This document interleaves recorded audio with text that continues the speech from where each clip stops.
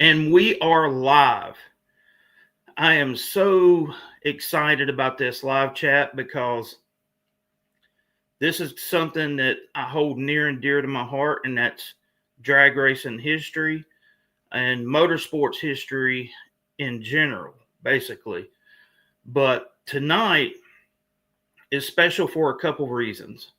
I've put up 300 videos on YouTube now.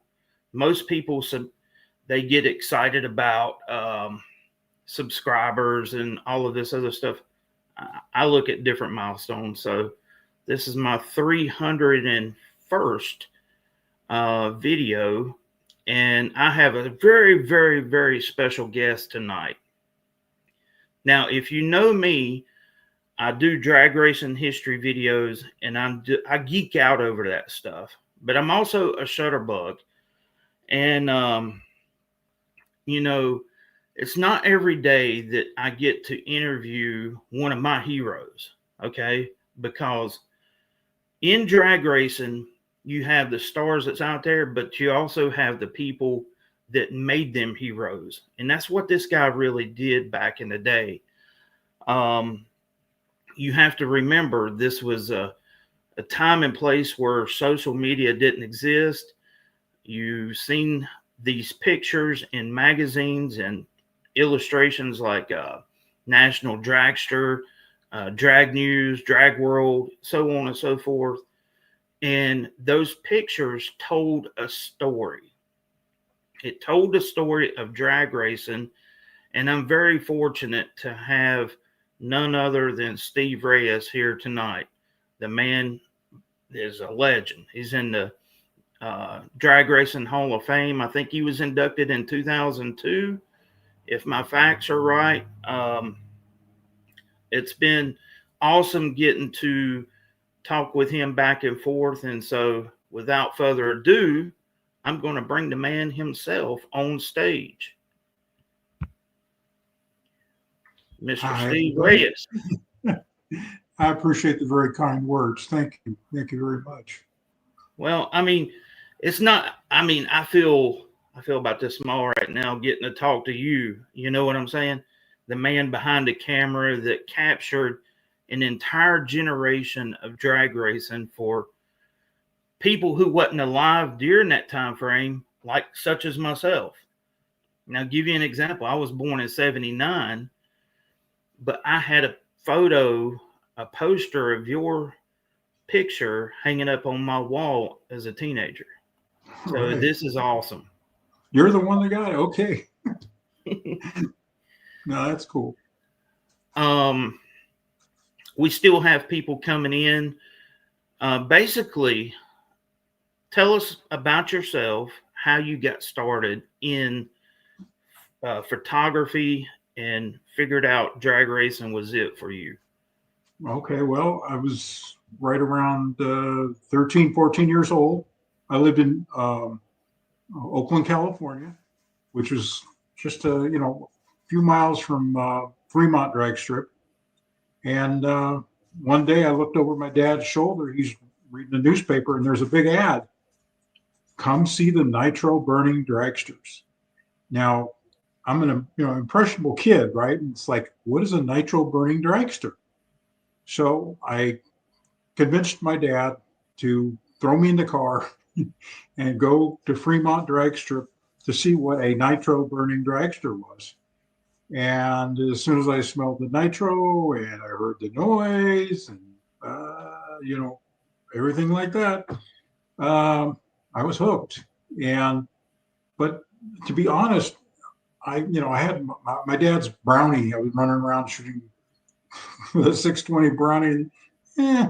So then I thought I was going to be a movie camera guy, right? So I borrowed my dad's movie camera, and I shot some early movies that were okay, but I don't know. I just basically, I like the still stuff. I like the black and white, shooting the black and white, creating images like that. And now when I first went to Fremont to actually shoot on the starting line, Ron Lawrence was the track manager.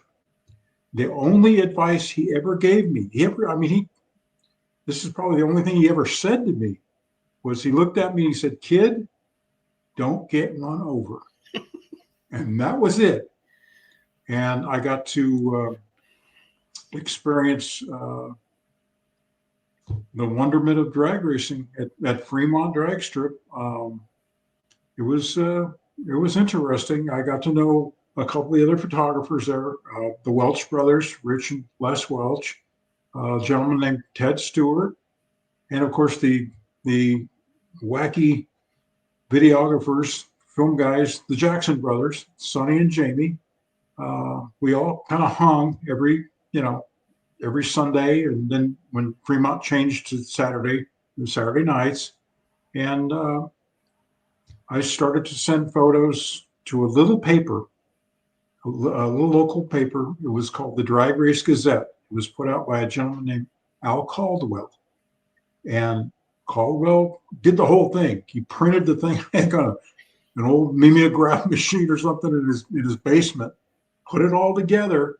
I mean, it was crude, but he used my photos, and that kind of got get my foot in the door, so to speak. And then I did some stuff for Drag News for Doris Herbert, and that's kind of what got the ball rolling. I figured, well, this is like it's not really. It's the old saying that you find something you love, you never work a day in your life. Exactly. That's me. So let me ask you this: what did your dad think about this newfound thing that you had in photography and going to the drag races? No, he wasn't. He had no interest. He wanted me to play football. That was his thing. And I tried. I played football a bit, and I didn't like those guys that were bigger than me falling on me because it hurt. And you get to the point where you're tired of, icing your knees and your legs, and you just, I broke my foot. I did, broke toes.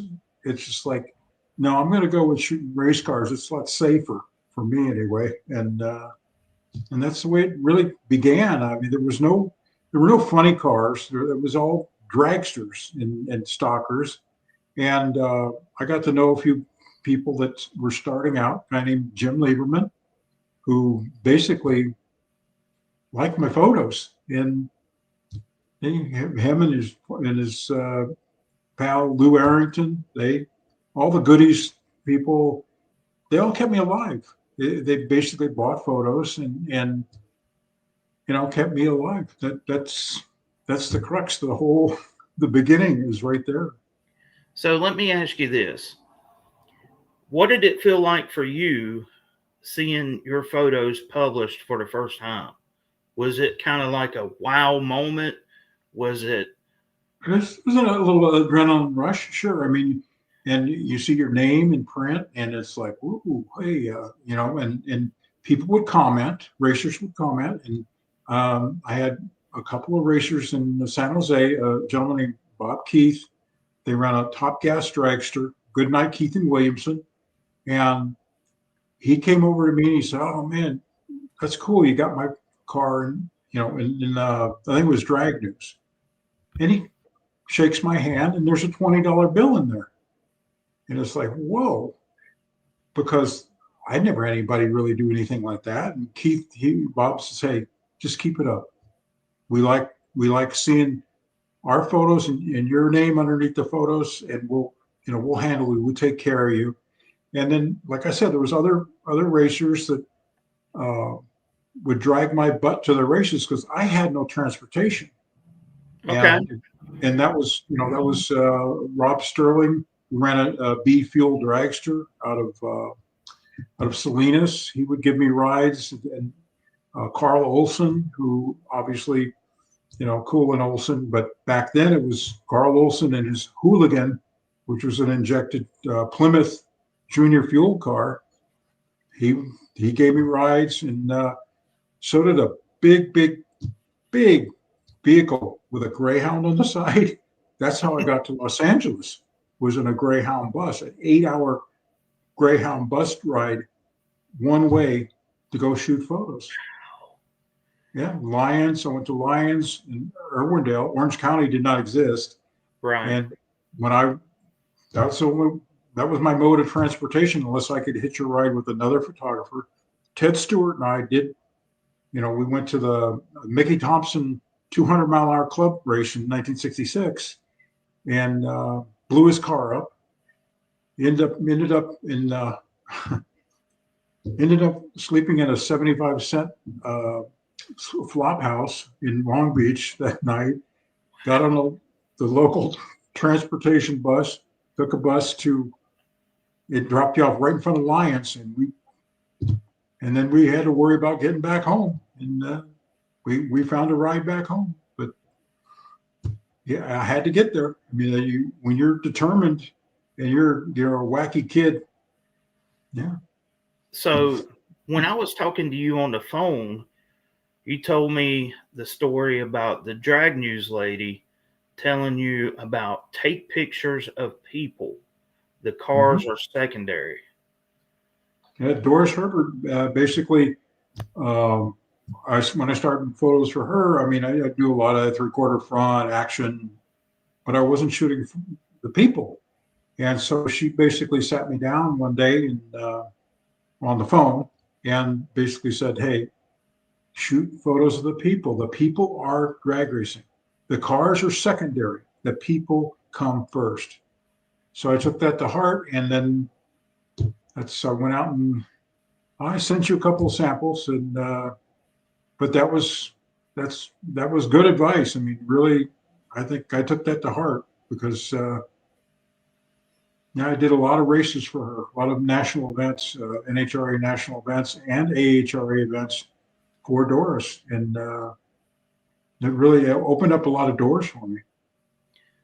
So give me an idea of what this looked like back in the day when you took your photos. And did you process them yourself, or did I you? did everything myself except for the color, but I rarely shot color because I couldn't afford it. I could not afford the film. I could not afford the processing. And I learned that really early on when I was starting to shoot like some Kodachrome, stuff like that to get it processed. Well, I had to wait X amount of days. And by that time, if you want to get any photos published back then on the weeklies or whatever, you had to do black and white overnight.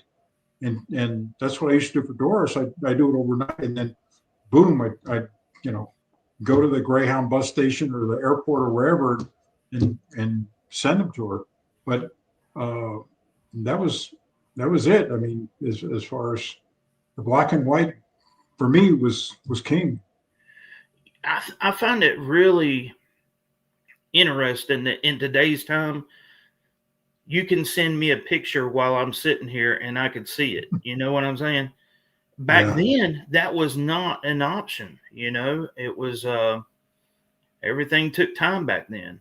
Well, I didn't even know what was being published unless I went to Goody Speed Shop and waited to get a drag news, or I went to Vic Hubbard's speed shop and stood for 2 hours sometimes just to buy, yeah, just to buy a drag news or a national dragster because they're the only ones that carried the. You couldn't just go to Joe's liquor store down the street.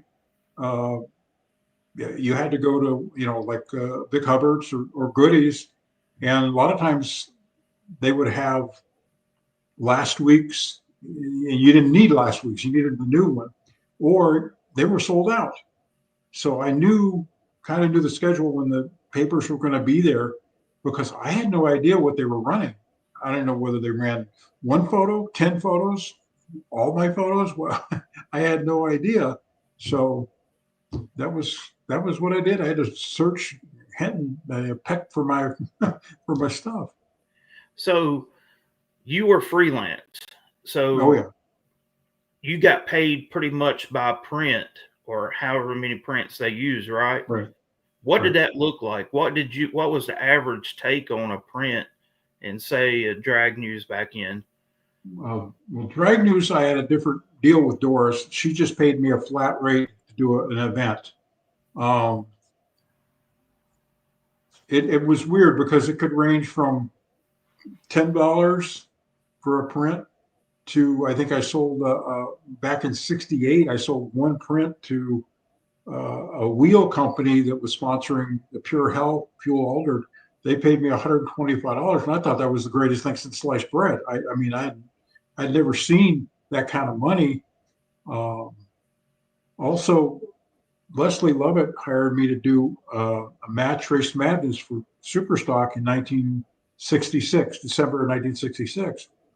The phone call, he calls me on the phone and he says, "Hey kid, I hear you know how to shoot photos." And it's like, yeah, I hope so. He says, "I need you to shoot a match race madness of Jim Lieberman racing Gas Ronda at Fremont. Can you do that for me?" And he gave me kind of an outline what he wanted. So I did the event, and I think he paid me a whole $150, which was woohoo. Yeah. That was big money for me. I mean, that bought some film and some developer, and it kept me alive. I mean, I was living on my own, and it's like, paying rent, $120 a month rent, and just trying to get by. But yeah. You basically had to hustle to make ends meet. You know what I'm saying? Oh, it was touch and go a couple of times. I mean, sometimes I would go to Los Angeles like one way on the bus, or when PSA Airlines was $15, okay, to go one way to Los Angeles. That's all I had was $15. Now I'd get down there, but I'd take a box of photos with me, and I'd sell photos so I could get back home. And if I didn't sell any photos, or if I got rained out, which that happened a few times, then I ended up sleeping on George Calloway's couch, which is a photographer friend of mine that in Los Angeles that I made friends with. He would let me sleep on his couch, and until I could figure out how to get enough money to go back home. Wow. That was it was tough there for a while, but you endure. You don't give up. You just keep going. You keep going, and you'll get there. You just gotta keep going. So was your first real camera like a Pentax 35 millimeter or something like that? Well, like I said, I had a Brownie, my dad's 620 Brownie, Yeah. which I did shoot some photos. I mean, I've had photos published from the 620 Brownie, which was amazing, but Wow. I did. And then I had an Instamatic, the kind you wind. It was like it was like a motor drive. I had one of those, and let's see, the first 35 millimeter I ever had was a Kawa, Okay. and it had screw-on. You took lenses and you screwed them on the normal lens to make it a telephoto or make it a wide angle. It didn't have a separate. You didn't take the whole. You just screwed in, and Okay. that was my first actual 35 millimeter. I purchased it from Rich Welch, who worked in a camera store. There was the other photographer. He was the track photographer at Fremont. It was Rich, and his brother Les. Um, he shot some stuff, but he was mainly he was a drummer in a band, and he had a lot of gigs going on when the races were happening. So he wasn't early on. He wasn't really out there doing a lot of stuff. But Rich sold me that camera, and then I did buy a Pentax. I bought a used Pentax, and then you kind of you made a little money, you make a little money, you make a little money, and then you move to Los Angeles, like I did. But okay, just prior to that, um, a racer that I got to know, a gentleman named Keith Bush. All my camera stuff had broken, and I was like frantic trying to figure out what I was going to do, because I had the big race in Dallas in '69, and I didn't have a camera. Everything was broken. So he says, "Hey, here." He gives me a aluminum case, and it's got two Nikkor bodies in it, 3 or 4 lenses. He said, "Here, just go use this." And that's how I went and shot that event. And then I made enough money from that event to get my cameras fixed. I bought a used Hasselblad from Al Caldwell. that had light leaks, I might add, but I fixed those. And, uh, and then when I did move to Los Angeles, I got my first credit card. Ooh, Woo-hoo. ooh. And I abused it at Henry's Camera when I bought a Nikon motor drive. And yeah, No more that cost thumb drive. no more thumb drive. Prior to that was all thumb drive. Yeah, Yeah. everything you saw prior to 1970 of mine is thumb drive. So, got a question here for you from this is actually my brother, Okay. blue collar cook. Just curious, what was Steve's favorite driver or subject to shoot? Well, subject would have been fuel alders, the fuel alder guys. But the front motor top fuel cars, I mean, that's what got me go there. I mean, and then my favorite driver at the time was a gentleman named Denny Milani, who drove for Ted Catelli. But unfortunately, he was killed at Half Moon Bay in 1965. And yeah, but I had other guys as far as, I mean, Frank Bradley took care of me, bought a lot of photos. Uh, you know, Don Cook, Mr. 223, Mad Dog. Anything I shot, he purchased, and it was a couple of those guys kept me alive, and I appreciated it. Uh, but the favorite cars would have been the front motor top fuel guys and the fuel alders. The fuel alders were, I mean, the fuel alder guys, they ain't You right. never knew what was going to happen. No, they ain't right. Okay. And like I tell people, I said, the fuel alder guys, when the top fuel guys and the funny car guys are working on their cars and they hear that the fuel alder guys are going to run, they stop what they're doing and they go right to the fence because they want to watch. They want to watch too. They want Oh, to see yeah. if they got get from point A to point B because it's mechanized bullfighting is what it is. It's, you know, I mean, but it was so much fun to go some of those big fuel alder races in Los Angeles. It was like, oh, it was crazy. Okay, so my buddy Jeff here says you captured some amazing shots of Mr. Norm's cars. He was actually friends with Mr. Norm. With the early Mr. Norm, Yeah. the car that Gary Dyer brought to Fremont, and I shot him on fire. Yeah. Yeah. Yeah, the Mr. Norm cars were pretty cool. I like the early Mr. Norm, and then the car the Charger that Kenny Safford drove. That was pretty cool. Both of those, the red Charger and the silver Charger. Well, I got to know Kenny pretty good too. So yeah, I mean, Mr. Norm's cars are always classy, always put on a good show. So yeah, I mean, I like Mr. Norm's cars. They're cool. Yeah. Yeah, my brother and I, we're going to Dunn, North Carolina for the IHRA race. They're going to have fuel alters there. So but they're the new age. They're the new age, right? The new they're age. not the same old stuff. No. No, they're the funny cars without bodies, basically. That's what they Basically. are. But you know, I understand that 98-inch wheelbases can be a little unpredictable with the horsepower they make now. I mean, Yeah.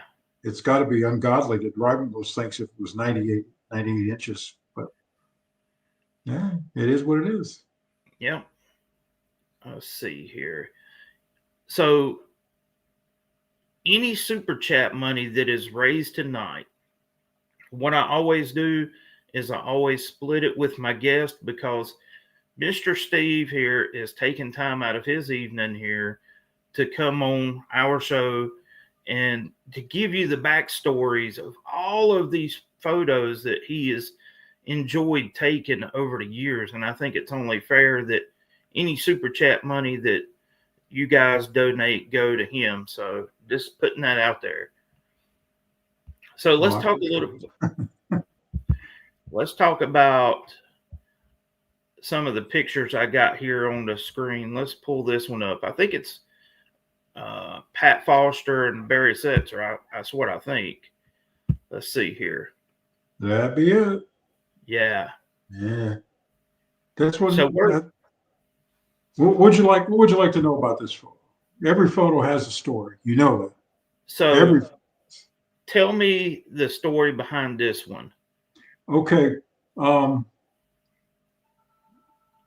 There were quite a few photographers. They were trying to figure out how to have the capture flames at night, Yes. but they couldn't do it. They couldn't figure out the ratio of the power of the flash, the ASA of the film, the length of the lens, and the shutter speed, and of course the f-stop. So what I would do is a little experimentation. I mean, I had quite a few photos of Setzer's car already, so it's like, okay. So this is shot with my Hasselblad with a 150 millimeter lens. I cut back on the strobe light. I pushed the film a couple of different stops, and I think the shutter speed was about a 60th, 125, 60th, right in there. It's been a while since I shot this, Yeah. um, but I think all in all, it came out pretty good. And because I captured Pat in there, you could see Pat. You can see the Yes. injectors wide open, the flames. It's got that motion feel to it, which is Yes. that's what I really like. I like you to look at it and say, whoa, it's just like being there. It's like watching the car leave the starting line.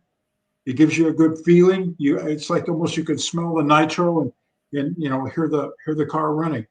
But that's basically what I was striving for. And a couple other photographers were trying to do it, and it took them, I think, about 3 years to figure out how to do that, because I wouldn't tell them I was doing it. I was just selling photos like this. Nobody else was shooting it because I don't know whether they just didn't want to experiment, or not me. I just go out there and experiment. I mean, sure, it'll cost me a roll. Film's cheap. That's the way I looked at it. Back then, I was making enough money where I could play games, process it, and compare. I write notes, make notes, and that way you have you have something to go by. If excuse me, if you write notes and just take little tidbits, like I said, lens, film, shutter speed, f-stop, and it's just a combination of putting it all together.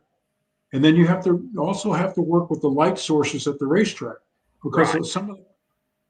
because like Orange County was different, Irwindale was different, Lyons, they all were different as far as the lighting. So you had to basically, you know, figure out each racetrack and then apply that to the car at each racetrack, individual track. You couldn't just do a blanket, because it wouldn't work. It definitely wouldn't work. Right. No. So Anything else? this Uh, picture, this is interesting. yeah, this was the last run um, in 1971 for qualifying at the Spring Nationals. Garlis had loaded up and was going out the gate. He was leaving when John Wiebe went out there and ran low ET of the event.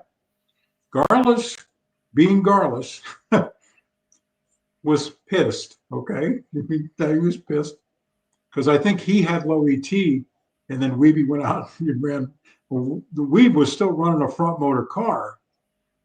Garlis had his 71 back motor car, and so Garlis and TC turned around, came back in the track, unloaded the car, took it up through the staging lanes, made a pass, and ran low ET of the event on that run right there. That was the last run of the evening, and he set low ET. That is freaking awesome. I really like that photo too. That's a really good photo. So, question here on the Pat Foster photo: was it shot on C41 or positive film? Oh, that was slide film. Slide film. It was Ektachrome 160. I think I pushed it 3 stops to about 640. I think I pushed the ASA to 640. Andrew's asking, were you a Nikon guy? Yeah, I was an icon diver for a while, and then I switched over to Olympus, and the Olympus jammed on me when Jimmy King was doing a pirouette over the backwards over at Indy, and I smashed the camera on the starting line. That's Mm, how unhappy I was with Olympus, and I went back to my Nikon. gotcha. So when you were filming all of this, did you have the idea of what you were actually filming? That there was never going to be another time in drag racing history like this, and that you were capturing all of the famous moments? Well, it was, it was always, it wasn't a famous moment type deal. It was just basically I was photographing friends, I was photographing race cars, I was making a living, and I wasn't even I wasn't even sure these. I mean, I know other photographers that just threw their stuff away, after keeping it for like 10 years or whatever, sitting in the closet. It's like, no, I don't want it no more. And or a couple of friends of mine gave their stuff to NHRA, and it's just sitting in a file. Me, I tried to keep my stuff. I probably have maybe 85% of my stuff that I've shot. Um, I've had editors that that have lost a lot of my stuff, and I had stuff that was I don't want to say stolen, but borrowed. Um, most of my color I shot for Drag Racing magazine, it vanished, and I have all the black and white, but a lot of that color I would like to have because I don't have color like a Dave Bowman's rear engine California stud funny car, and there's some other color that it's gone. I mean, it's just history. I don't know where it is. It could be in a landfill. It could be sitting in somebody's garage. Um, I don't know, but wasn't thinking that way. It was fun. It was out there making a living, shooting images, getting parts thrown at me, getting oil thrown at me, hanging out with my friends, driving 40 hours at one time to go to, from California to Englishtown to go to a race, work that race, go to a street rod event. I mean, that's just the way it was. I mean, you just boom, boom, boom, boom, boom. That's the way it was. That is awesome. So, do you have your photos categorized, or are they all on digital now? Do you still have the negatives? I have the negatives. I scanned. It took me 2.5 years to scan all Oh, my stuff. And I'm still finding stuff that I should scan, but the majority of my stuff is scanned. There's stuff that I pick and choose. Of course, I don't, like when I was in England in '78, I didn't scan everything I shot, but just, certain things. I mean, I could still go back there and get stuff from there. Every race that I ever went to, I can go back and scan some more stuff. I mean, it's just you cherry pick. If you wow right. this right here a little bit that angle here, well, this one's better, especially if you're using a motor drive because a lot of the photos are sequence photos or boom boom boom boom boom. Oh yeah, I like this one, but you leave these two. You don't do those. You don't scan those two. It's just a personal preference as far as excuse me what you want to what you want to scan. And well, one other thing, a lot of people ask me, why am I putting photos on Facebook? I love it. Why not? What good are they? What good are they doing? I'm 77 years old. Okay, what good are they doing me sitting in containers or the negatives or whatever? Or I've scanned them. What good are they if nobody can see them? That's Right. initially why they were shot, for people to see the history of a sport that I cared about. And I'm pretty sure a lot of people that look at my photos are going, yeah, that's really cool. I mean, sure, I wasn't born then, or I didn't see so and so race, but I heard about, Jack Christman or whoever. But well, there's an image of the Allen family, or there's an image of Carl Olson or whoever, and it's like, whoa, okay, I didn't know they drove that car. I'm still getting that on Facebook, people go, I didn't know he drove that. Right. I don't even remember some of the I guys. I love how you put a little bit of a story with the photo on Facebook. You tell it ain't just a photo by itself. You give the back history about it somewhat there. Well, every photo has a history. I don't care if it's Joe Schmo and his stalker, or whether it's Don Garlis and his top fuel dragsters. There's always a little bit of a story behind it, if you can remember it. And I've been very fortunate that I don't have brain drain as far as trying to remember some of this stuff. All this stuff all these captions, all that come out of my head. I've never written anything down. Wow. I've done 10 books on drag racing, and it's all been here. And I've had help from Drag News. I admit I go through all my old Drag News, my old National Dragsters, but it's kind of like priming my brain to bring stuff out. And Right. I mean, I've been very fortunate that I'm not sitting in a chair drooling on myself right now, and from too many nitro fumes. But yeah, I mean, I've been very fortunate in that respect, that I'm still helping people with books. I mean, I helped Lou Hart, I helped Doug Boyce. I mean, all these people I try to help them.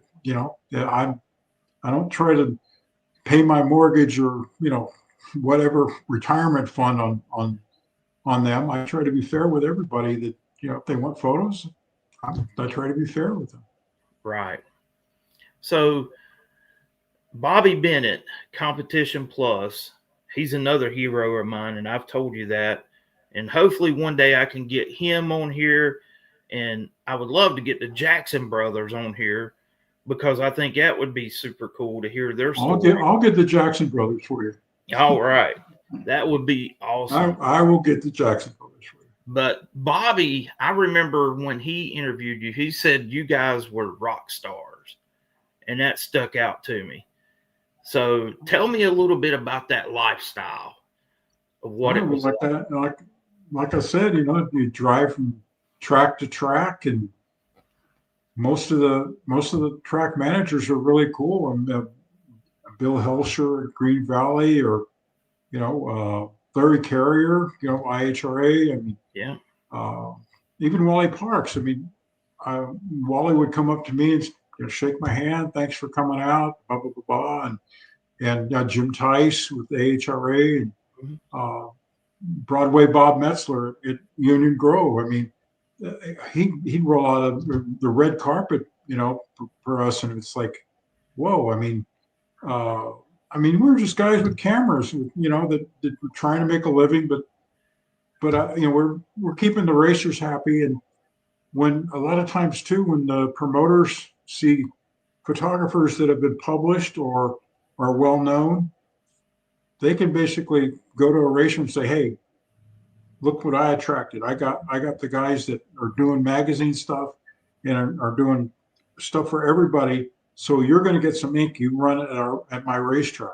Now, I know that for a fact. So I don't know whether you call me a rock star or anything, but I would just basically, you're doing what you love to do.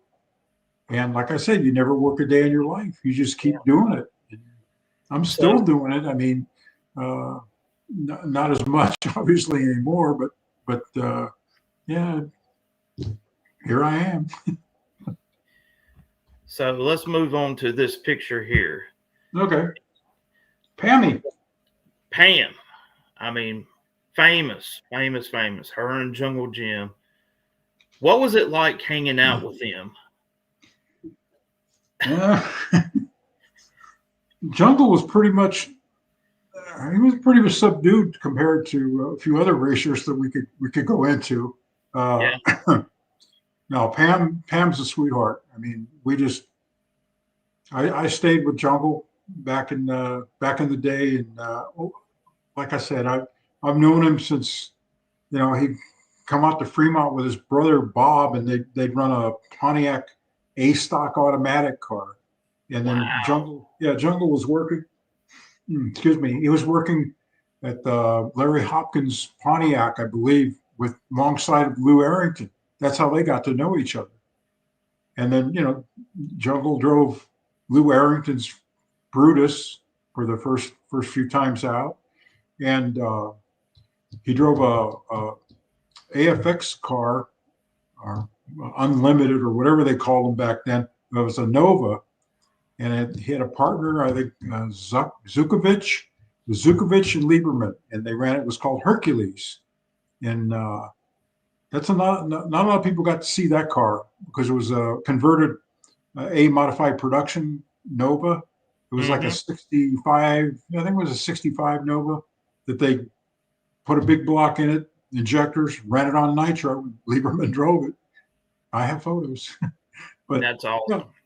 Yeah, Pam is a pretty cool lady. I mean, she's a sweetheart, and I got to know her pretty well. She's good people, really good people. It looks like she's got a sassy look on her face in this picture. Like, probably. Probably. I'll tell you one thing. Pam don't take shit from anybody. I can believe that. And, she'd get a lot of rude comments, but she would smile but you just didn't get too weird with her because she'd give it right back to you. Yeah. But she's a sweet lady. I mean, I'm glad she's still around and living a good life in PA. So I saw her in 2014 at the Hot Rod Reunion in Epping, New Hampshire. And that was nice to see her. So another question for you. Are you currently a user of digital gear such as a Nikon D or Z? What kind of camera do you have now? Digital, I have a Canon. Canon? Yeah, it's nothing special. A Canon EOS something. I don't know. I get lost in the abyss of numbers after the. But yeah, I trimmed everything down when I really backed off shooting. I still have my Hasselblad, and I still have a few things. I mean, because I did keep my Nikon. I was shooting in 1981 through 84. I shot Major League Baseball. My Nikon, had a Nikon, and I think I had my Nikon when I shot hockey. I did NHL hockey in 91 through 94, and then I did minor league team, Peoria Rivermen. I think that was a Nikon also. But after that, everything started just calm down for me, and my health, and it just too much REYES on tour just beat me up. So yeah, I had to back off, and I sold a lot of my camera gear, but I still kept, like I said, I have two Canon digital bodies, a couple of nice lenses, and that's all I need. There you go. Yeah. So I was reading those magazines at the time, and you were always my favorite photographer, especially the Fuel Altered and Pro Stockers early in the day. What's interesting is, like, whenever I pick up a publication, I could always spot one of your photos. And I don't know what it is, but like I was like, yeah, that's a REYES photo right there, just by the style, just by the composition of it. Yeah. I mean, you have your own unique fingerprint on your photos. It's a style. You develop your own style, and the one thing I notice a lot of guys do these days, they don't move around. They don't get the different angles. They don't, they don't play with the light. They just like 3/4 front click, 3/4 front click, 3/4 front click, head on click, click, click. You just gotta move around. You got to do stuff. I mean, there's some really talented guys out there. I mean, guys like Rick Shute, Gary Nastasi, Dave DeAngelis. I mean, there's some guys out there that they break my heart. I mean, their style. But there's other guys out there that just, I don't know, they just don't have a clue, or they just don't care, or they just, they all they want to do is shoot the 3/4 front blah blah blah blah blah, and it's not, you know, my you know my 3-year-old grandson could, hand him a camera and say, stand here and shoot and shoot photos Right. of everybody 3/4 front. So Well, it goes back to what we were talking about in the beginning. You're missing the rest of the story by doing that. You're going through one particular lens when there's so much more happening that you're not paying attention to. yeah, there's people to photograph, people working on cars, little things they do to cars, little paint things and little, all kinds of different stuff as far as, for an example, Eric Reyes, who's no relation, but he is an artist in Northern California. He got a hold of me because because I used to shoot like cowls, the painting on cowls. I used to do all the graphics and stuff. I would do close-ups of that stuff. Yeah. Nobody was doing that stuff.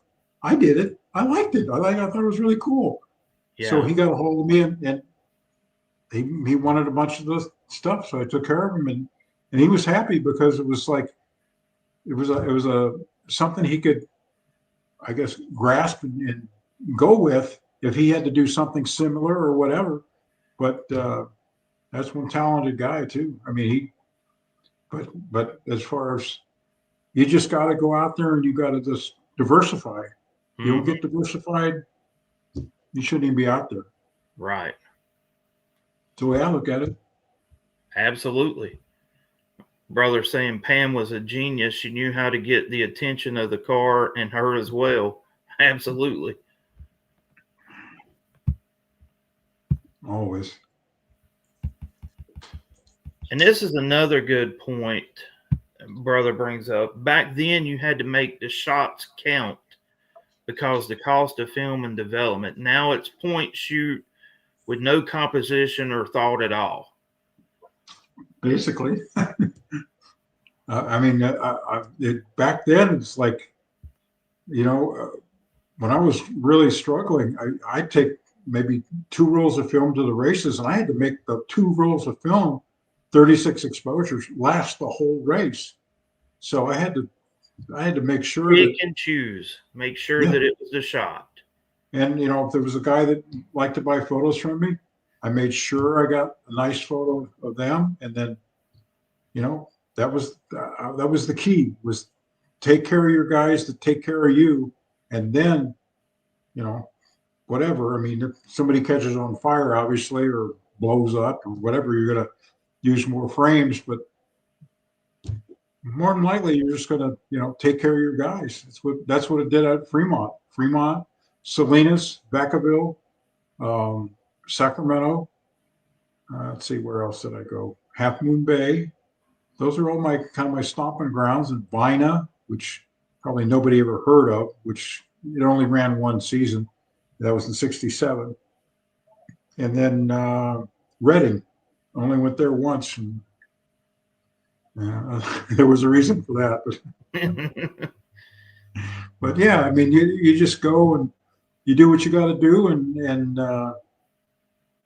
I did real well at Salinas. People were like, that was just a crummy old airport. They just used a crummy old, runways, and say, but it was different. I mean, it was, one side was cows and barbed wire fence. The other side was spectators, no return road.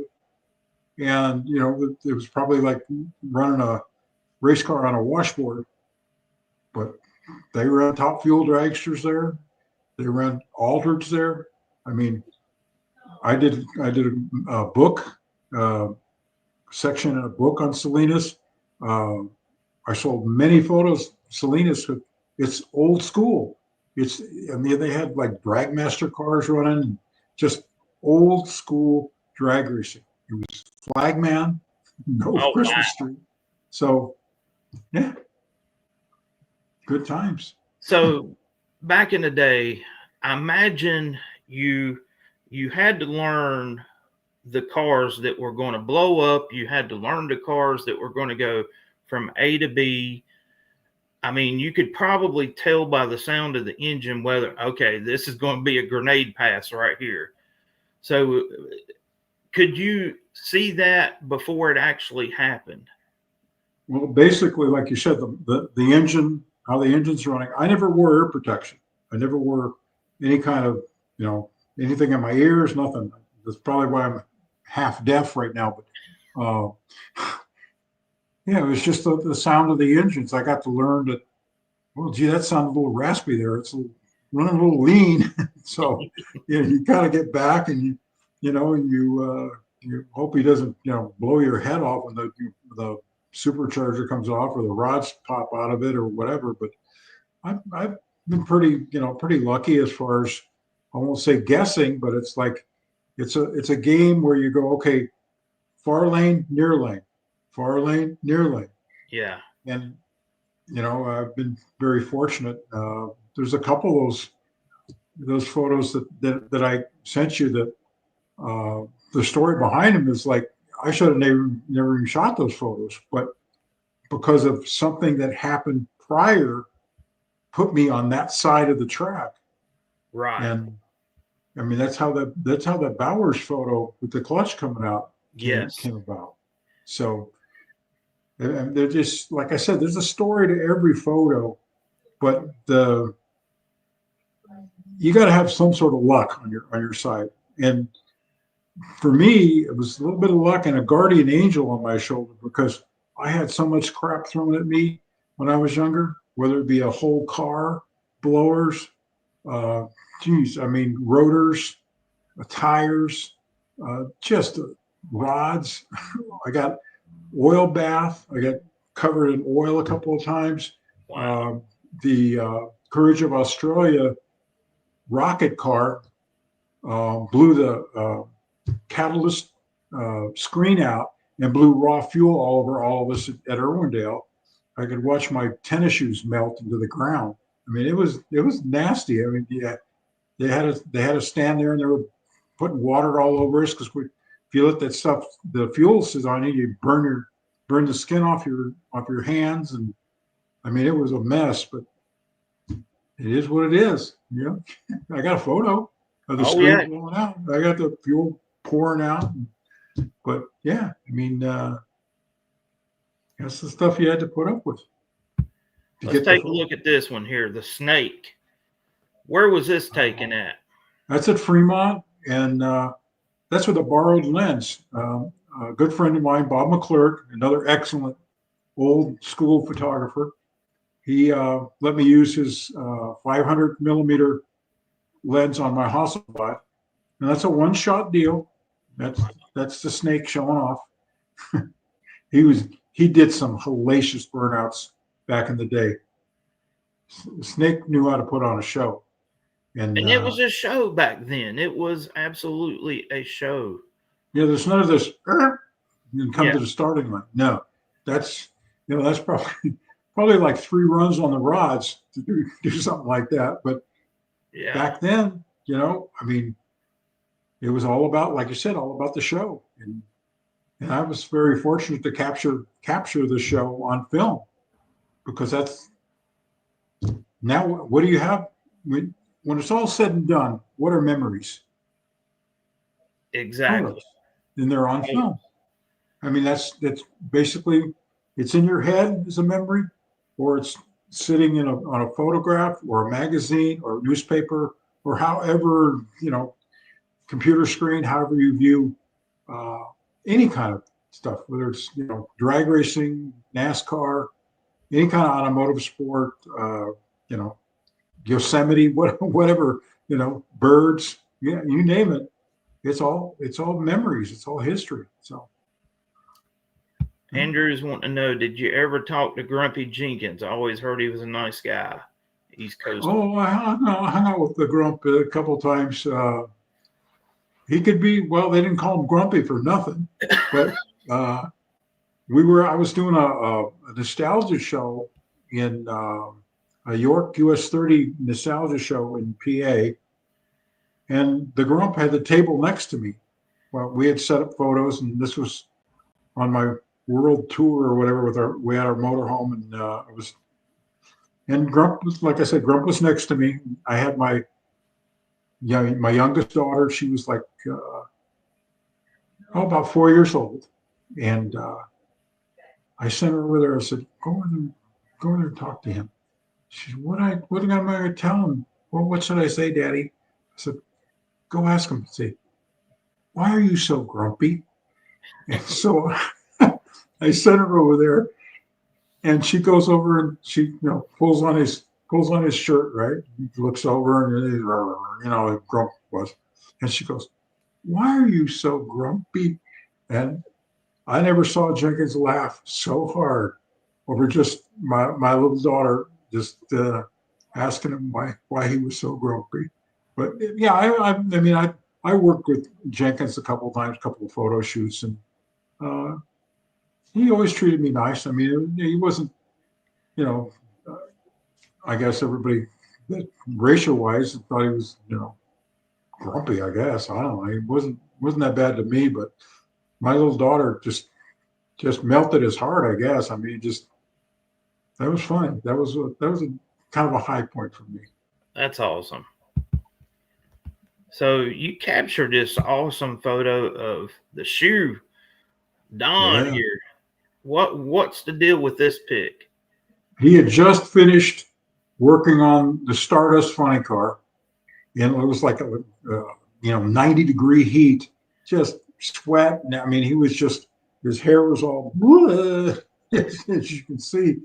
And I always had a good rapport with Don, and he was standing there kind of like catching a breath between, working on his car. And I said, hey, and he turns around and looks at me, and I said, okay. So I shot a couple of frames, and that was one of them. I wanted a nice headshot of him, but I didn't want the old hair comb with the suit or the fire suit or whatever. He worked on his cars. He didn't stand back and go, well, okay, yeah, you guys do this, you guys do that. No, he was I have him in half of his fire suit on, and he's like putting rings on pistons and stuff. He worked on his cars, and that's the way he looked that day at Bristol after working. I mean, it was hot that day too. And I think that's another part of the sport that's missing is like you said, he could pretty much do it all, but like your Pat Foster, all of those old guys, man, they could tune the engine, they could build the car, they could drive the car. They can't do that these days. Well, I mean, Prudhomme used to do it. Yeah. McEwen did it somewhat. I mean, he had help, but McEwen was in there pitching in. And like I said, Schumacher. And there's so many other guys that basically their crew was one other guy. That was it. Yeah. He drove, he drove the truck while one slept, and then they switch off. And when they get to the races, they work on the car, and two guys, that's it. And I toured with, I had a short tour with Gene Beaver and the Condit brothers. Now that was interesting. That was your sex, drugs, and maybe some drag racing, but but that was just them three. Yeah. The Steve Condit, Dave Condit, and Gene Beaver, and that was it. And they ran all over the Midwest, and I mean it was animalistic. Dale Creasy's the same way. Creasy and Animal Al Marshall, same deal. Nobody, they couldn't afford to hire anybody. Right. Sometimes they, like, well, even Billy Meyer. Billy Meyer had Ronnie Guyman, and that was it. I mean, for the longest time, it was just him and Guyman. So that's just the way it was back then. You didn't have 12 guys. Willie. All right. Yeah. So this dude was a wild man. I mean, you see the photos of him, got his hand here altered up in the air. I mean. Yeah. Well, Willie, he drove with one hand because he said he felt like he was going to fall out of the car because there was so much empty space around him in the altered. Yeah. And he could move around. So that's why they grabbed the body. You know, they had that big old steering wheel. And he just, but That makes sense. he's Willie was something else, boy. He, yeah, the funny car. I shot his funny car, but I didn't care for it. But boy, him and that old fuel holder.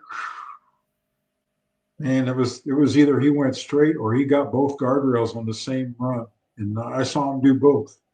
I saw Wow. him win a big fuel holder race in Orange County, and I saw him nail both guardrails at Irwindale. So, I mean, he was he's quite the guy, though. Willie was quite the guy. Did you know that he drove a Top Fuel dragster at one time? I did not know that. Yeah, yeah, he drove a early on. I'm trying to remember the team. I think it was Muse, Crafton, and Oaks. He wanted to. He was going to get his license in the Top Fuel car. He said he didn't like it. He said he liked sitting up, where like in an altered. Yeah. No, he said that was the dragsters weren't for him. I That's was it. surprised he went to a funny car, but Revell got put that money up, Yeah. and then he ended up going. He ended up driving for Walter Koch, the Waltz Puffer fuel altered after the funny car deal was I think was finished, but that's another story.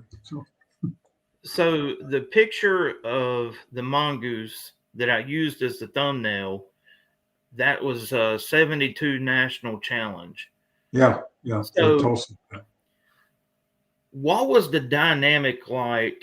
Because I actually did a history video on national challenge and how it was kind of like a revolt against NHRA. What was kind of the feeling there with it being on the same weekend as Indy? Mhm. Yeah, it was crazy. I mean, it was just fuel car after fuel car and pro stock. I mean, it was just boom, boom, boom, boom, boom, boom, boom, boom, boom, boom. It was like it was an incredible event. I went to 3 of them. I think there was 3. I think there was one in 72, and then 73. I think again in Tulsa, and then 74 in New York National. New York, yeah. The New York one was in, but the 2 in Tulsa were barn burners. Boy, they were. It's like, who isn't here? That you're thinking. Well, you're starting to name people. And it's like, no, they're in the pits. They're in the pits. They're getting ready to run. And it was like, you couldn't. I don't think I. I mean, I just was like using film after film, roll after roll, just boom, boom, boom, boom, boom, boom, boom, boom. Well, that's where the famous picture of the engine coming out of the car came from, right? Bob Dumont, yeah. Yeah. That was Larry Brown, Bob Dumont. That was something else when that happened. That was among quite a few other incidents. The first photo I shot at that event. Okay, the first photo, I went down the finish line and Jake Johnston come through with Gene Snow's blue car, the funny car, Yeah. on fire. And I have a 3/4 Fred coming on fire. That was the first photo I shot at Tulsa that particular weekend in 72. It's like, and then it just kind of went woo from there, Went from there. engines flying out and, blower explosions and all kinds of wacky stuff. But it was fun. It definitely was a fun event. Yeah.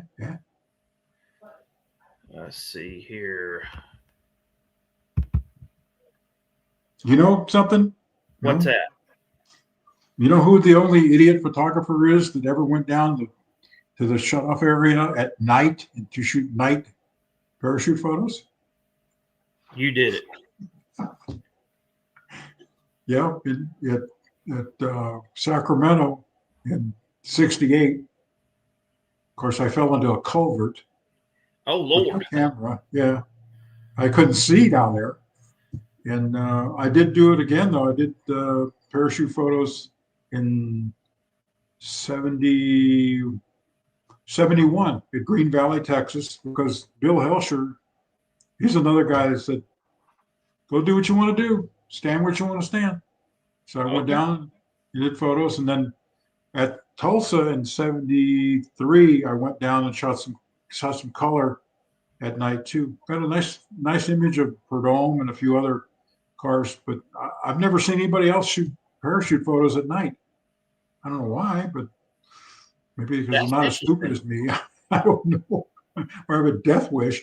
But yeah, I never had any complaints from the racers as far as the flash bothering them. So That's awesome, though. I mean, but you were, like I said, you're trying to capture a story. You're trying to get something unique. I wanted something different because Yes. different sold. If like I said, if you have the same old that Joe Schmo has now, with his camera, it's like the first guy at the magazine usually will sell the photo. I mean, that's the way it used to work. Mm-hmm. If you didn't get your stuff there, you got pushed aside. And there's a couple of stories like, okay, the fire burnout I sent you I think I sent you Billy Tidwell Yes. and Mike Cool. That was rejected by Hot Rod. Really? Why? The A.B. Schumann was the editor of Hot Rod at the time. You know what he told me? It's too strong. Oh my gosh. Because Too I was like, I wanted a Hot Rod cover. That was because I had like pretty much covers all the other magazines, right? But I had never had a Hot Rod cover. So I went in and no, it's too strong. wow. Lee Kelly at Popular Hot Rodding saw it and says, "Oh man, they ran it as a cover and then they did a poster and sold a poster of it." So I don't That's know what the deal was with Schumann, but that was kind of broke my heart. But yeah. So a lot of people probably don't know this, but you have a whole photo life outside of drag racing. oh yeah, I mean, you sent me. I wish I could put all of the photos on here so we could see them. But tell me the story about the motocross oh picture. motocross. We had I did some motocross stuff when I first started to go to work for Popular Hot Rod or for Argus Publishers, Yes. and I did like uh, the big Hang Ten Grand Prix, and I think there was one in Carlsbad, and I did another big race in I want to say Anaheim, and I did the Super Bowl motocross in LA Coliseum, and a couple other smaller things. And I did the big motocross I had at the Evil Knievel Jump, because I went to that deal, and there was 3 days prior to the jump, it was all motocross racing. There was a big motocross race there, but I would do some local stuff at a place called Indian Dunes, or I did some stuff whatever my motorcycle editor would say, hey, can you go out and shoot whatever event? Usually it was a bigger event. We covered bigger events, and grab my cameras and go get dirty. And so one thing I didn't care for about the motocross, Yeah. you get dirty. Well, you can take a bath. Your cameras get full of crap. That's bad. Cameras don't live real well with dirt, grime, sand, rocks, etc., Yeah. etc. So, but yeah, it is what it is. I mean, I did motocross, and I did CRA sprint cars, World of Outlaw sprint cars, monster trucks. I did that circuit for a while. I mean, yeah, oh yeah, Brothers whatever. asking, how'd you end up shooting Evil Knievel? There was basically they had the motocross 3 days prior. I was there, and I decided, no, I'll just stay for Knievel's deal, and I stayed. I shot it, and I sold the photos. My editor let me sell them to a gentleman that did a book on Knievel. Marshall Spiegel, I think, did the book, and he bought a set of the whole deal, because I shot that, and I shot people photos, of course, and naked girls running around, all this other crazy stuff that was going on there, Right. and not a lot of people saw the first. They had two of those those sky cycle things, right? Yeah. Well, they shot one up without him in it, and it failed. It hit the wall, and the other. Ooh. And I have photos of the wreckage. I still have those negatives, and it's like, woo. If he was in that, there It would have would have been been over. no more Evil Knievel. But then they made their adjustments to the ramp and all that. And away he went. Yeah. That's awesome. So when did you actually quit shooting drag racing? Like being out on tour full time? I backed off pretty much around 2019. I went to Gainesville in 2023, but it's like health issues, and they restrict where you can go now as far as to shoot, and there's nowhere to sell the photos. Right. I mean, there's no, I could probably do some stuff for Bobby Bennett, or there was a couple other websites that I was doing a few things for, but they just kind of faded away. Right. And it's like, why go and I don't want to say waste my time, but most of the guys that I knew that raced are either dead or gone. Right. There's very few now that I can go out and, hey, how you doing? I know Force. But even he, he's pretty much retired now. And then Robert Height, I knew Robert. He's quit. And, most of the guys, though, I know Jack Beckman real well. Fast Jack. But other than that, there's, all my guys are deceased or have quit or both. So let me ask you this. You've seen the many cycles of drag racing throughout the years. Where do you see the sport now in relation to where it was? Do you still see it in a increasing in popularity or decreasing, or what's your take? Well, there's a few things that have to be tweaked, but I haven't followed it that close. But I noticed that IHRA is really making a niche coming back, and the one thing I noticed about drag racing, they don't have the big Coca-Cola, remember the big sponsors they used to have, the M&M's candies, all that kind of Fruit of the Loom. Used to have some really hardcore, big time sponsorships, on cars and events. And, I think the biggest name that I see on an event is what In and Out, Lindsay Schneider, at Pomona. I think she probably single-handedly saved that track, because that's a lot of room right there. They could build a lot of houses for homeless folks in LA or whatever they want to do. And but drag racing, they've lost so many racetracks, I think, in really populated areas, like Englishtown's gone. Yeah. And Commerce, Georgia. Yeah. Atlanta, Houston. There's it just. I don't see any of those tracks coming back. No. So and you got areas. How many people live in the New York area? The New Jersey area. They don't really have a venue like that. With Englishtown, Atco's gone. In my heyday, I went to 109 drag strips in my heyday, worldwide. That's in Aruba, in England, you name it. And I doubt if half of those even still exist. So let me ask you this, since you brought it up. What was it like going to Santa Pod for the first time? Santa Pod was interesting. How did they respond to drag racing compared to us here in the U.S.? Well, they loved because I went with Beetle, Raymond Beetle, and the Blue Max guys. I get this call from Beetle. Says, "Hey, what are you doing?" "Oh, I'm just hanging out. You want to go to England with me?" "Oh, sure. Why not?" Let's go. Because I knew D. Gant and Dale Emery were good friends of mine. And it's like I'd done some stuff with Beetle.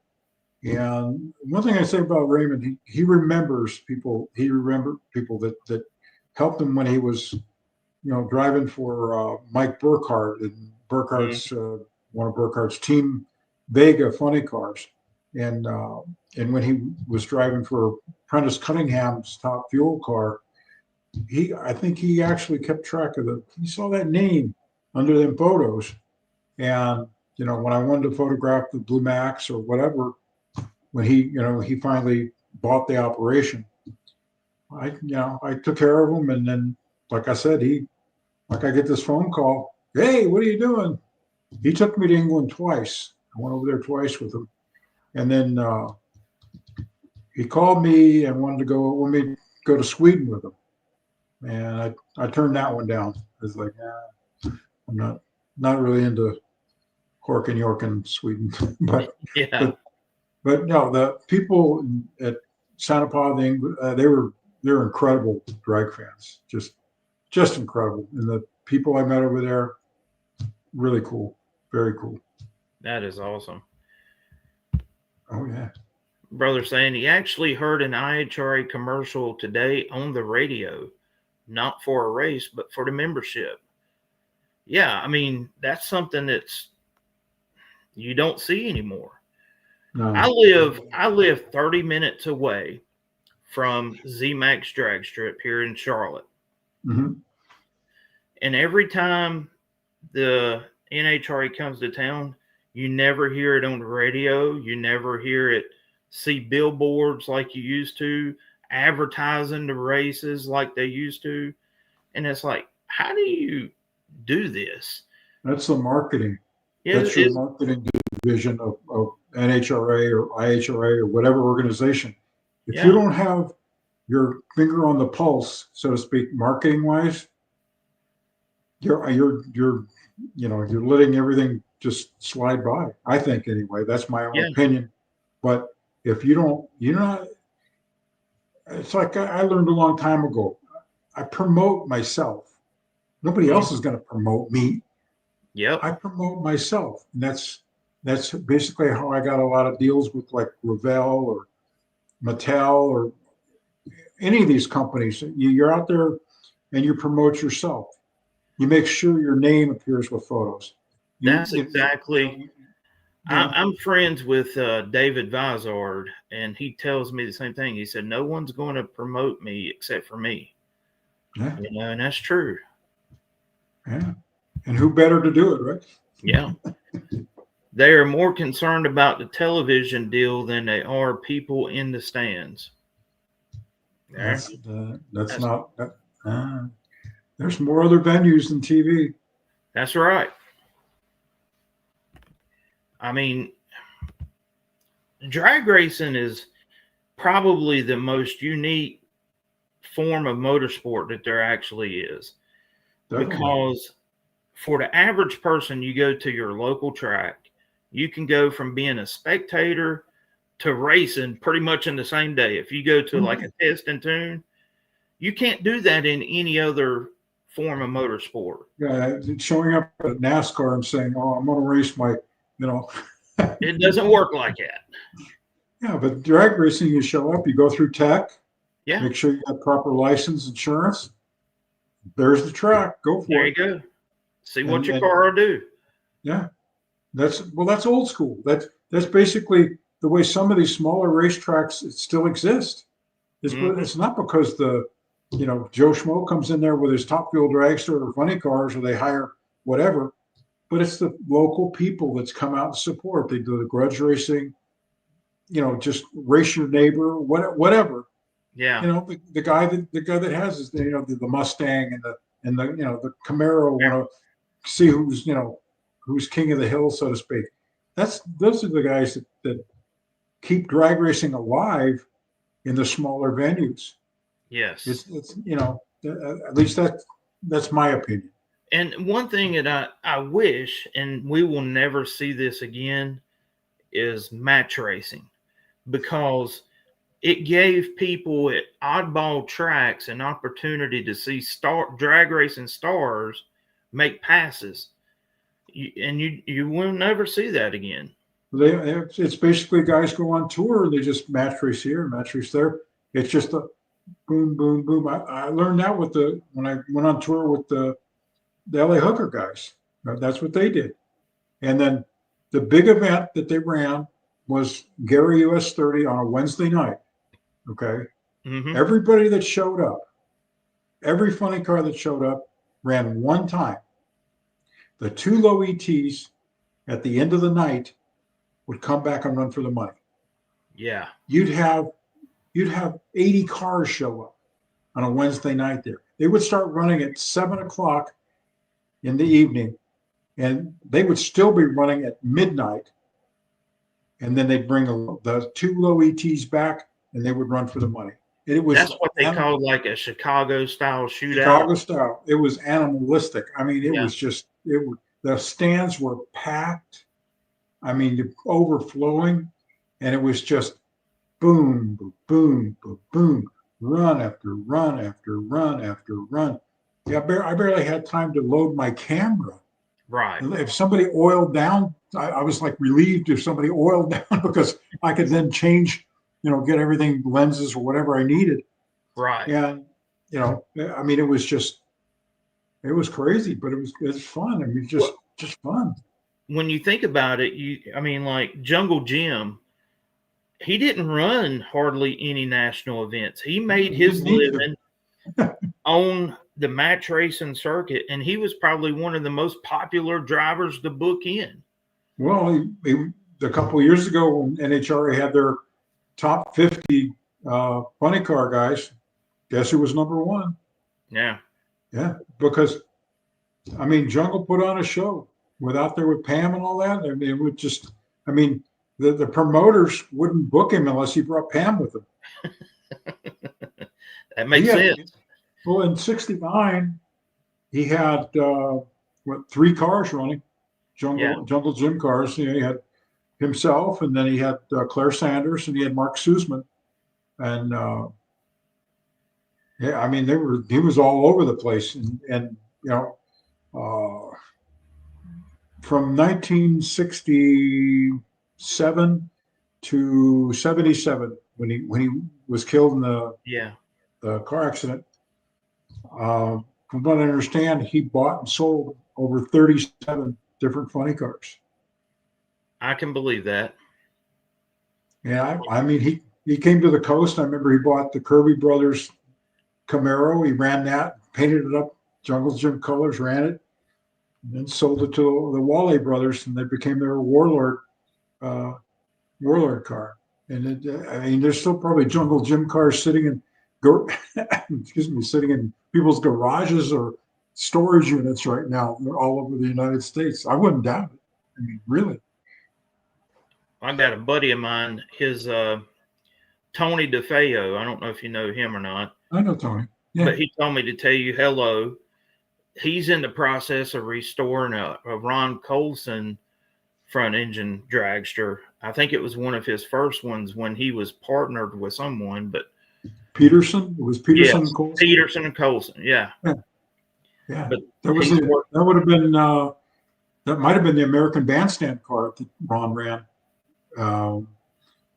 He ran that car at Bakersfield, I believe in '68. He ran that car, 68 or 69. He ran that car because prior to that, Colson was running the Stiletto top gas car out of Nicky Chevrolet out of Chicago. Awesome. Colson was a friend. Was he really? Yeah. Yeah, I miss him. Yeah. I used to see him at the Hall of Fame dinners and sit there and make fun of people or whatever. Just having a good time. He'd tell me stories about driving for Roland Leon or whatever the flavor of the month was, the Chi-Town or whatever. But let me ask you this: why did the Hawaiian always blow up? It seemed like when Mike Dunn was driving the Hawaii, and it just seemed like every single pass he made, it would blow up. Well, it just, Roland was some guys that he wanted to win. He wasn't out there to, you know, play games. Yeah, I knew Roland pretty well, and it's like, he didn't. he wasn't saving anything. He was like Yeah, going all in. no, not at all. I remember I was in Kansas City in 2008, and Roland and Larry Reyes were there. They set up to sell some shirts and stuff like that. And I was there with my little motorhome, and we were all just standing around because the event hadn't started. So Roland and Larry, we all got together. And we were just sitting there talking about different stuff. And I mean, that was something else talking to those guys, because they all, they both had a different view of, Larry had it more from the driver's view as far as racing, and then Roland had it from the, building and owning the cars. And but Roland was like, yeah, I wanted to win. So that was basically, I'm not out there to, to make friends. I'm not out I'm not out there to do whatever. I'm out there to win, and that's his philosophy. That's what he did. So, like, one of my favorite early Top Fuel teams were surfers. Did you ever get to film any of Mike Sorokin? Yeah, I photographed Mike in Fremont in 1966, and I have photos of him, ironically, racing the late Denny Milani at Riverside in 1965. And then I had Mike driving Blake Hill's the Grecian, which a lot of people didn't get to see him drive that car. He drove it. I'm not sure if he drove it more than one time. He drove it at Irwindale on December 26, 1966, at a UDRA meet right after Christmas. And Sorokin was at. And the next time I saw Sorokin, he was driving the Hawaiian #2 car that Roland had, and he was doing okay in that. But Roland decided that it was too much work to run the two cars, and then unfortunately Mike went to drive for Tony Waters, and we all know what happened there. But Sorokin, he's a character. I talked to him just a little bit when he was at Fremont, and seemed like a really easygoing, nice guy. And his son Adam, I know his son Adam. Adam's a cool guy. Really cool. He does a lot of the nostalgia Top Fuel racing, and he's a bad dude. he was driving for Mike Fuller, the old NorCal guy that Fuller used to run a Top Gas dragster on his own, and then he ran one for a short time with Dale Emery, because Emery owned a Top Gas car for a while. So not a lot of people know about Emery's exploits as far as he drove a car. It was a blown fuel Oldsmobile out of K&P Automotive, and it was something else. And then that's when he left that ride in Pure Hell. He went to Pure Hell, and that was the beginning for him as far as stardom, I think. I'm actually working on a history video right now talking about the other engines in Top Fuel. Back when people ran the Olds, the Pontiacs, Pete Ogden. Blown Ford Wedge. I have photos. I mean, I know that Pete Ogden, he had a small block Chevy fueler. And, it's just, people think the Hemi just got there. I mean, back then people ran whatever they could run for the most part. Whatever they could afford. Yeah. Whatever they could afford or find or whatever. Right, yeah. Well, you go to a junkyard, can buy an engine for what, $50? Yeah. $55. And it's like, go from there. And if it's a Chevy, fine. If it's a Hemi, that's fine. If it's a Ford, okay. Yeah. Yeah. I I mean, like actually Jungle Jim and Kelly Chadwick. I mean, they were like the last holdouts on the big block Chevy yeah, until John Rodak come on the scene. You know, he tried to revive the big block Chevy and Top Fuel. So I'm trying to make an interesting video out of it. I mean, I think it will be. oh, definitely, definitely. There was a lot. I know there was a lot of blown Chevy fuelers in Northern California, and uh, but they all just kind of went to the Yeah. around. The Timmons brothers ran a blown fuel Chevy, and that was pretty cool. Uh, Except he crashed it on the street, but that's another story. Crashed it on the street. Sounds like something Yeah. I would do. Well, I think they had finished working on the car, tuning it up, and he just wanted to turn the tires a little bit, turn the Yeah, tires a that's little too what much, happened. and that was Doug Timmons. He crashed the car.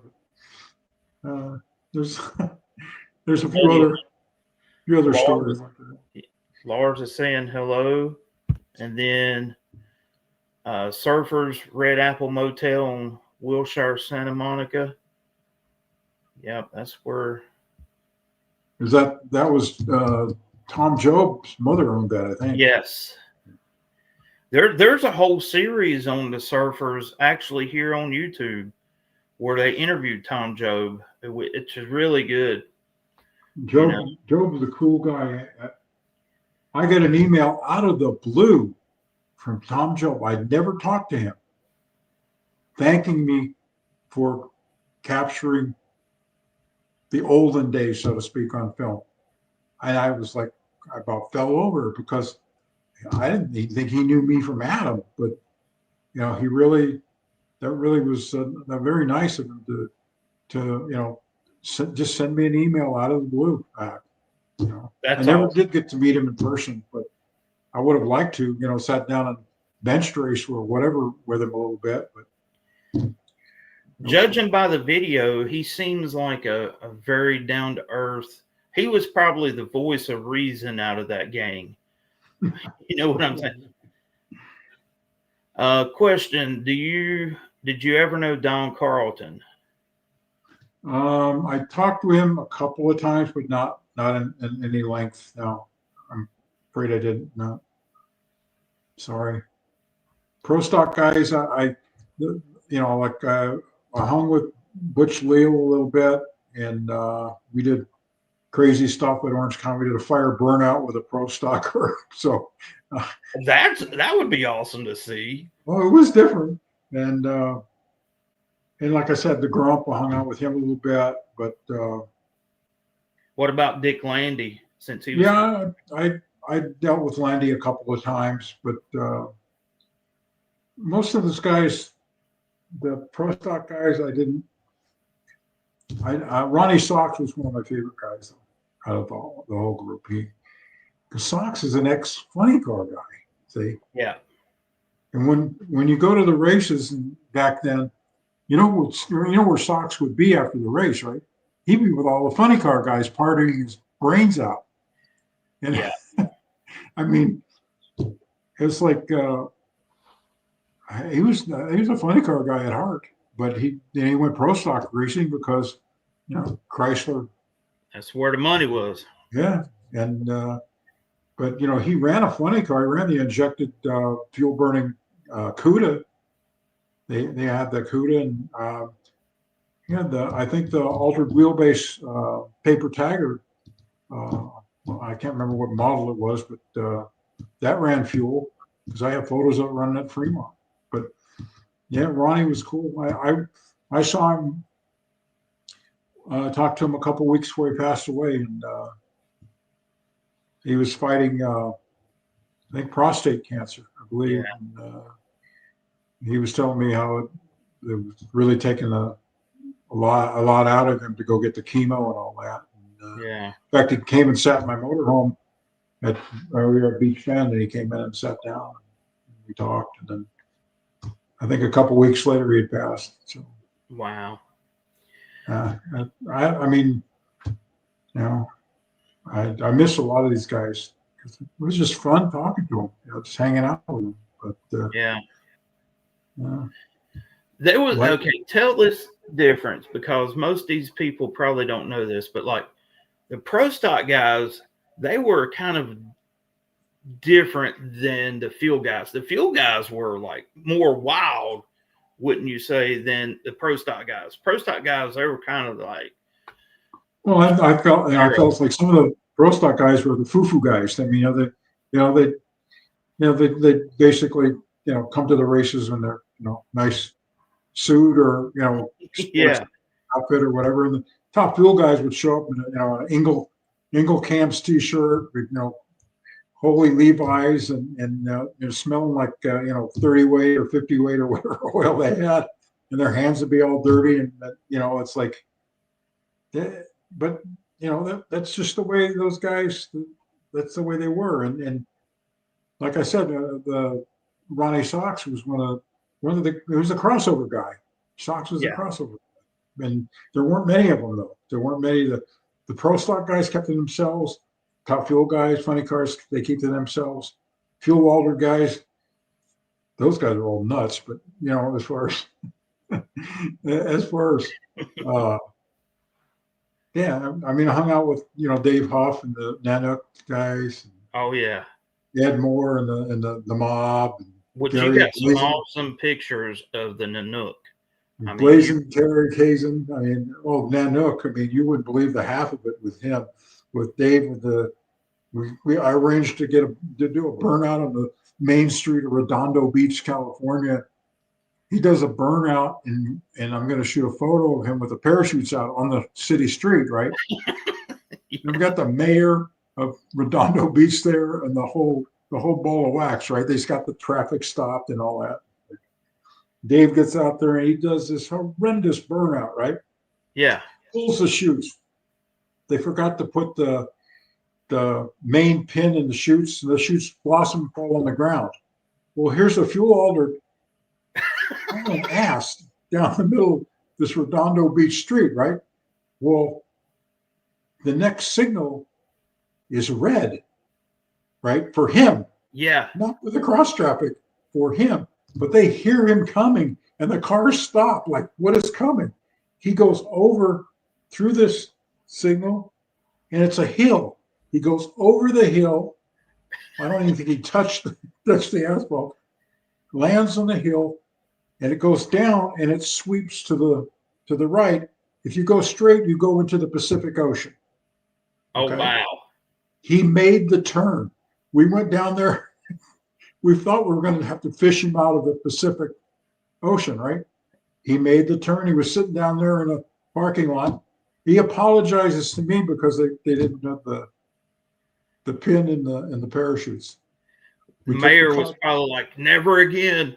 Well, we took the car back up, and instead I had a local gendarme cop like writing him a ticket, and he's sitting in the car with a full fire suit with his hands up like that. And it was on the cover of Popular Hot Rodding, so I did okay with that. And then with Huff, though, Huff and his fire burnouts. We did fire burnouts at where was it? Tucson? Oh yeah, Tucson. I don't think he. I think he probably put 3-4 gallons of gas down and lit it. I mean, It was just. He melted the asphalt. I mean, it was just incredible. He did one for me in 72, and I got him a center spread in Drag Racing Magazine. And then he did another one for me in 73. But the problem was in the 73, he didn't pull his goggles down. So it looks kind of dorky. He's got his goggles up, and he's got this horrendous fireball all around him. I think I did sell it, but it was only a one-page color deal. But Dave, boy. Dave reminded me of like an accountant, guy that just sits at a computer or whatever. Just, boy, you put that fire suit on, he gets in that fuel alder, the fangs and the claws. He turns into an animal. Just incredible. So when was the first fire burnout? I mean, what was I mean, that was all about the show, I guess, but The first ones I ever heard about were jungle.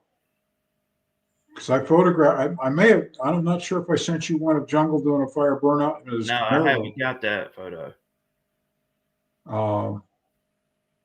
And then the first one I ever did was Cool and Olson, because we had heard about them, and we didn't know what the heck we were doing, but but they just threw gasoline on it. We did two of them that day. Uh, the one everybody seems to like, the one they did a poster and a cover, was the second one. The first one, he left too soon, and it's okay, but it's not like the second one that you see, Yeah. the one that poster and all that, he's not moving because the crew guy threw the gas on the headers and the headers ignited, and then he left with all that fire. But he came by me with a parachute pack on fire, which was interesting. They burned all the paint off the car, burned all the decals off of it, scorched the whole inside, all the anodizing inside the car was all scorched. But we got a photo. Hey, Steve, did you catch that? Mike Jones, who was the track manager at Orange County, was not happy with us. He wasn't happy with me. Something about melting his racetrack. Yeah. We did. Yeah. That. Usually, what you're supposed to do with the fire burnouts, you put water down, then you bring your car in, and you put your gasoline or flammable liquid. That way, it doesn't melt the racetrack. Right. Well, we didn't know what we were doing, and it's like Mike Cool. He didn't care because they'd crashed the car at India. He crashed the car. They ran off the end of the track and ran into the ABC Wide World of Sports camera. Oh, wow. And the camera fell on the front of the car and screwed the body up and the paint on the front of the car. So he was going to get the whole car redone. So when I mentioned fire burnout, Mike Cool was like, yeah, let's do it. So we did it. And then he got two covers out of that day. I got a cover for, like I said, I tried to sell for Hot Rod, but Popular Hot Rod took the fire burnout, and then we towed the car with the parachute out. This is prior to doing the fire burnouts, by the way. And I was like laying down, kind of hanging out, whatever, shooting. So it looks like I'm riding almost on the front wheel, and peeking around, and the parachute's out, and we shot it. So the end sign at the Orange County was kind of in the background. The nice composition, and that was a cover on Drag Racing magazine. And then Mike Doherty wasn't happy with me, though, the publisher of Drag Racing, because I didn't bring the fire burnout to him. Oh, man. But see, you put a lot of thought, I guess, into that picture. Like, how can we do this? How, putting all the pieces of the puzzle together to compose it. And that's awesome. Well, you got to. I mean, you can't just, willy-nilly walk out there and go, well, duh. You got to look at your background. Yeah. You got to look, everything matters. Everything. Well, if you're shooting for a cover, you got to understand where they're going to put the blurbs on the cover. Right? Same with the center spreads, even with a spread like a feature car or a street machine cross street. And that's how come I sold a lot of stuff, because I wouldn't shoot the car like tight, like full, full car. I would leave room. And so the art directors, they would have my stuff sitting there, and they'd have, Joe Blow's stuff sitting there. My stuff had where you could drop in blurbs, put whatever you needed, right? They could blurb at the top, whatever. Joe Blow, it's too tight. They can't use the photo. Yeah. So I would sell my stuff, and I got to be a fair-haired guy there for a while. As far as that's one reason why Popular Hot Rodding Artists hired me. They were spending too much money freelance. Yeah. So they hired me. But that was a nice 20-year run. So you did work for Popular Hot Rodding and Superstock, right? I had Superstock off and on, but they changed hands a couple times, and whenever they would call, if they call me out, well, can you do this? Can you do that? Uh, Now the Argus Popular Hot Rodding was pretty cool. They whatever Revell call whatever Johnny Lightning, yeah, go ahead, do whatever you need to do, and they were really cool about me freelancing. They didn't like me freelancing to other magazines, Right. no, but but to like Revell, Mattel, Johnny Lightning, uh, anything like that, any kind of product that wasn't a magazine, so to speak, there was no problem. Yeah. It was pretty cool. I, That's I awesome. like the personally I like the Johnny Lightning deal because I met some really good folks there, and they actually listened to me when I said this car would be cool. Nah, that one would be cool, and I would put them in touch with different racers so they would sign on the dotted line, so to speak, Yeah. and so it worked out pretty good. I mean, as far as I did okay. I got product, I got paid, blah blah. Mattel.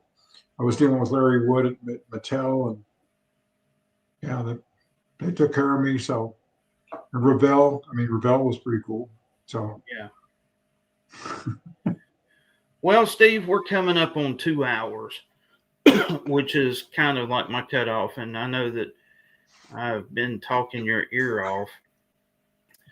Is there anything that you would like to promote, like your Reyes on Tour website, or no, these days I just post a few photos on Facebook or whatever I feel like it, and it just like I said, I'm 77 years old right now, and it's like I'm trying to see 78. I'm on dialysis right now to keep me upright and breathing. So no, it's just I just ease down the road, so to speak, and I enjoy my grandkids, my two grandsons, Obi and Malachi, my 3-year-old, 2-year-old, and my daughters they're all here local, and so and my wedding anniversary is 36 years is Sunday, so well, I'm just congratulations? That's thank awesome. you. I'm just easing down the road right now. I mean, I won't say I've done it all, but boy, I feel like I have. I wish I would have known that you were in Ocala, because normally I go through Florida like once, twice a year, go down to St. Pete, and I always stop in Garlett's Museum, every time I go just to see what's new in there. But yeah, I mean, this has been a true honor of mine being able to have you on tonight. No, I You just have appreciate no that. idea. I appreciate the time. And when you were at Garlis's, did you like the big fire burnout photo? Oh, yeah. That's one of That's mine. the poster that I had in my bedroom. That's one of mine. Yeah. Yeah, that was Champion Sparkbooks bought that for me, and then of course Don took it and put it on T-shirts and everything. I never got paid, but that it's Don. I mean, I All right. understand. Let's talk about this. You put a post on Facebook, and I got to ask you about it. Said Don didn't consider you a legend because you didn't have a hero card or something to sign. What's the Well, story? basically, somebody, I think, I think we were at Gainesville or something, and somebody mentioned about a legend signing thing, and I said, well, I don't have anything like that, and then Don said, no, you're not a legend anyway. Why don't you just sign mine? And so I told this to a friend of mine, Phil Morris, and Phil owns a printing company in Washington State. I just told him that, and he says, "Well, send me some photos, send me some, a little bit of a couple paragraphs. I'll get you something." And like, a few weeks later, comes 1,000 of these handouts, and it's like nice glossy with the with the Bowers photo on the back, and Willie on the front and the fire burnout and all that, and jungle and all that on the front. It's like, whoa. I mean, and just to rub it in, I put Garlus on the so he can sign my handout now. There you go. So I mean, that's just the way Don is. I understand. I mean, he has his opinion. Whatever. I mean, I do what I do, and he does what he does. So yeah, I have no animosity toward Don. I go see him once in a while at the museum, and yeah, we laugh and chuckle about different things. And yeah, we're both too old to really be at odds. I think anyway. Well, Steve, I really appreciate your time tonight, and I would like to get us on again. Maybe we can have the Jackson brothers on. I think that would be fun. I'll pass your information on to them, Okay.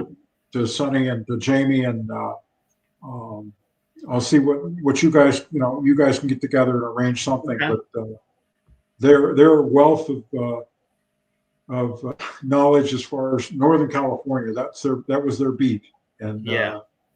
And they've got a lot of really cool footage, older, films and stuff. So yeah, they paid their dues. So I'll tell you what, they're good guys. I consider them my brothers from another mother, and They were your road dogs probably back in the day, weren't they? I dedicated one of my books to them. Yeah. Oh, That's yeah. awesome. No, you take care of your friends. That's what I look at it. Absolutely, because at the end of the day, that's all that matters. The people that we're close to. So, all right, y'all. Well, thank y'all for coming and hanging out with us. We really appreciate it. No problem. We will catch y'all next time. Thank you very much.